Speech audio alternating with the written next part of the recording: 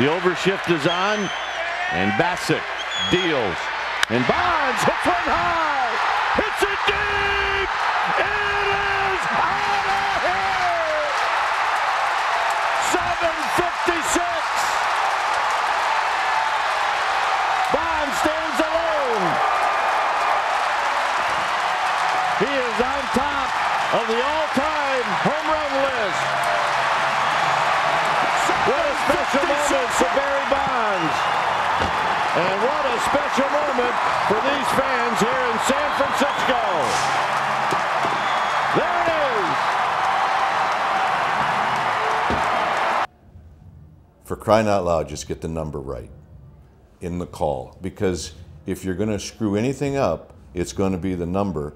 And you cannot put the bullet back in the gun once you throw that number out there. So I wrote down the number, not that he was on, but the number that was on its way on a big piece of paper, or I wrote it on the counter because I just did not want to get the number wrong.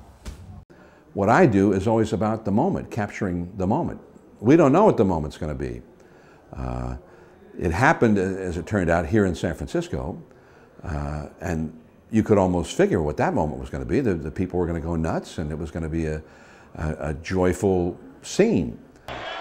Bonds one home run away from history, and he swings, and there's a long one deep into right center field, way back there. It's gone, a home run into the center field bleachers to the left of the 421-foot marker.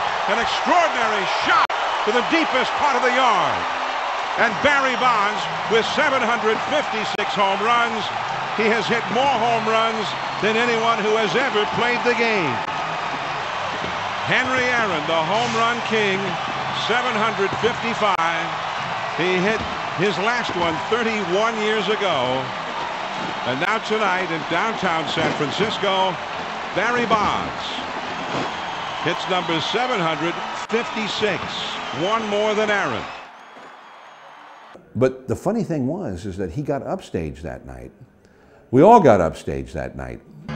I would like to offer my congratulations to Barry Bonds on becoming baseball's career home run leader. I'll move over now and offer my best wishes to Barry and his family on this historical achievement. My hope today, as it was on that April evening in 1974, is that the achievement of this record will inspire others to chase their own dreams. And it gave me, I mean, literally gave me chills. I got goosebumps. And so I will never forget that. That is the most indelible memory of me of the night. And that, for me, became the story after the fact. As a young black ball player, my family and my dad and Jackie Robinson, Hank Aaron, they stand for everything for us. And I can never thank them enough.